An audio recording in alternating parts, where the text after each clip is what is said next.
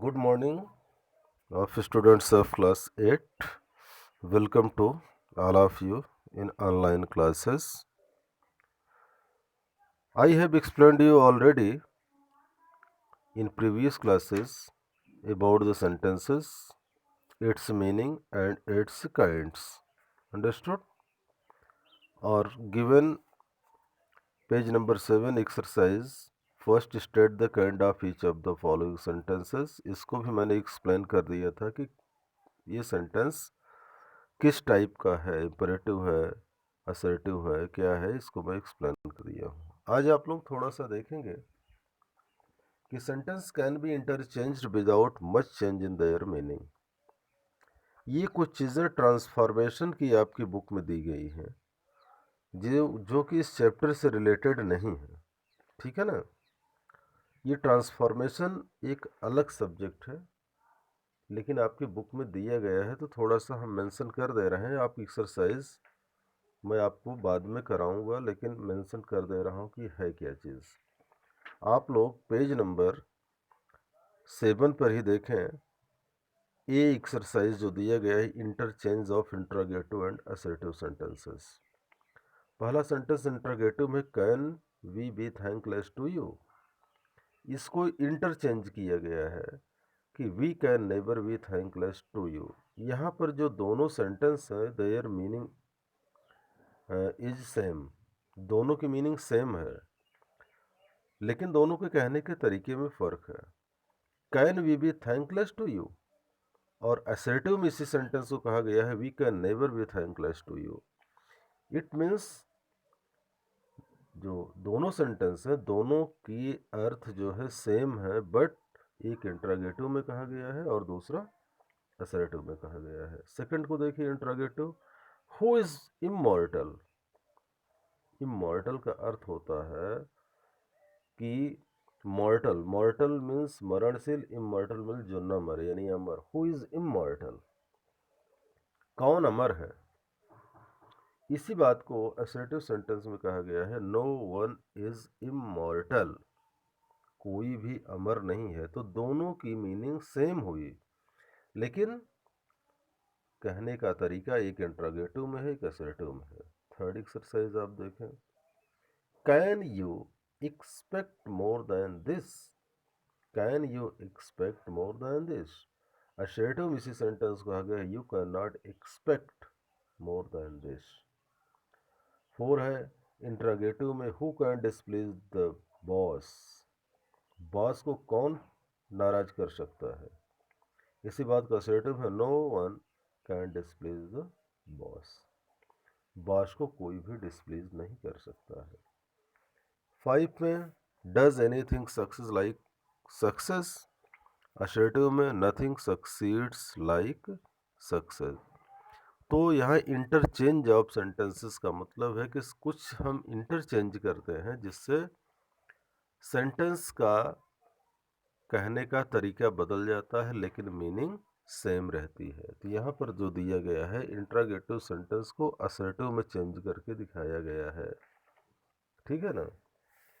आइए हम लोग पेज नंबर 8 पर कुछ एक्सक्लामेटरी सेंटेंस दिया गया है जिसको असर्टिव में बनाया गया है। What A charming face, mark of exclamation है कि क्या आकर्षक चेहरा है। तो असर्टिव में it is very charming face, यह बहुत ही सुंदर आकर्षक चेहरा है। तो एक्सक्लामेटरी को असर्टिव में कन्वर्ट करके दिखाया गया है। फिर सेकंड है exclamatory, alas we have lost the match.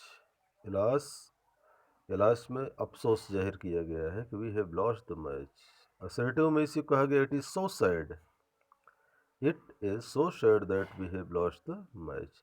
यानी दोनों मीनिंग सेम है, एक एक्सक्लामेटरी में है, दूसरा असर्टिव में है, ठीक है ना। तो ये इंटरचेंज किया गया है, ठीक। तो इससे रिलेटेड एक्सरसाइज दी गई है। फिर आप आइए पेज नंबर 9 पर, interchange of affirmative sentence into negative sentence and vice versa, ठीक है ना। An affirmative sentence can be change into negative one in different way. अब by putting no or not before the antonyms of a noun, adjective, verb of adjective, verb और an adverb. कहने का मतलब है कहीं हम नो लगाते हैं, कहीं नॉट लगाते हैं before the antonyms of a noun, noun के एंटोनिम्स से पहले, ठीक है ना। अब फर्स्ट एग्जांपल देखिए, Pakistan is India's enemy, Pakistan is India's enemy. अब पाकिस्तान जो है वो हिंदुस्तान का शत्रु है। इसी बात को निगेटिव में क्या कहा गया है, Pakistan is not India's friend. यह इनमी का एंटोनिम्स फ्रेंड है, इनमी का एंटोनिम्स फ्रेंड है, और फ्रेंड नॉट लगा करके इसी बात को निगेटिव में बताया गया कि Pakistan is not India's friend, यानी पाकिस्तान भारत का मित्र नहीं है। तो पाकिस्तान यदि भारत का मित्र नहीं है तो फिर है क्या वो, पाकिस्तान इज इंडियाज इनमी, यानी पाकिस्तान भारत का शत्रु है। तो एक अफर्मेटिव में कहा गया है और एक निगेटिव में कहा गया है। फिर सेकंड में देखिए, बाई यूजिंग डबल निगेटिव, दो निगेटिव यूज किया गया है। We should be satisfied with और our lot, we should be satisfied with our lot. फिर निगेटिव में वी शुड नॉट बी, यहाँ नॉट लगाया गया, not be dissatisfied with our lot, ठीक है ना। We should not be dissatisfied with our lot. फिर सी में देखिए, Mala is a beautiful as Nitu, affirmative, Mala is as beautiful as.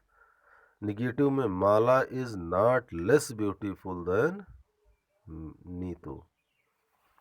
फिर डी एक्सरसाइज में by removing the adverb too, यहाँ affirmative में एडवर्ब टू को रिमूव किया गया है और निगेटिव बनाया गया है। He is too weak to rise from his bed, he is too weak, यहाँ टू एडवर्ब है, इसका मतलब है वो टू वेरी वीक है, बहुत कमज़ोर है, to rise from his bed, वो अपने बिस्तर से उठ नहीं सकती।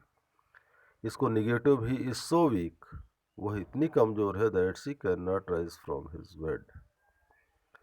फिर ई में है by the use of certain words as no sooner than, but etcetera.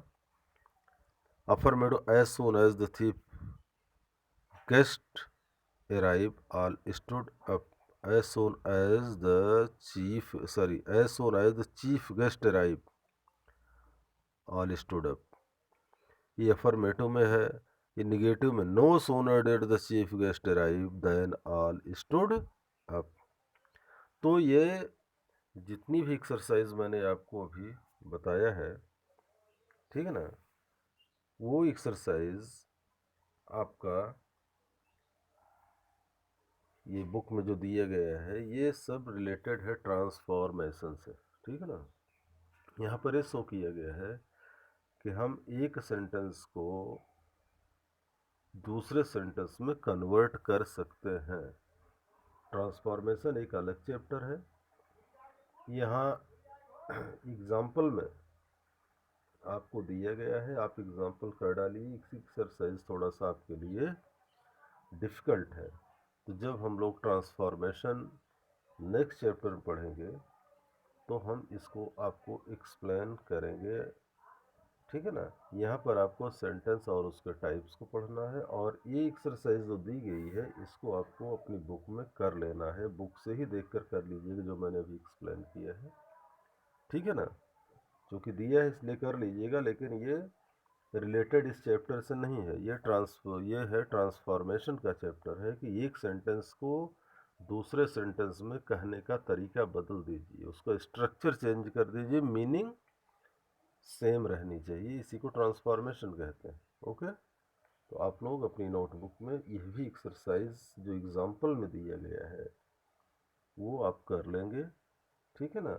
बाकी एक्सरसाइज जो आपको बुक में दिया गया है उसको आपको नहीं करना है, वो हम एक्सप्लेन करेंगे ट्रांसफॉर्मेशन के चैप्टर में, ठीक है ना। और सभी सेंटेंस के डेफिनेशन आपको लिख लेनी है और उससे एग्जाम्पल्स लिख लेने हैं।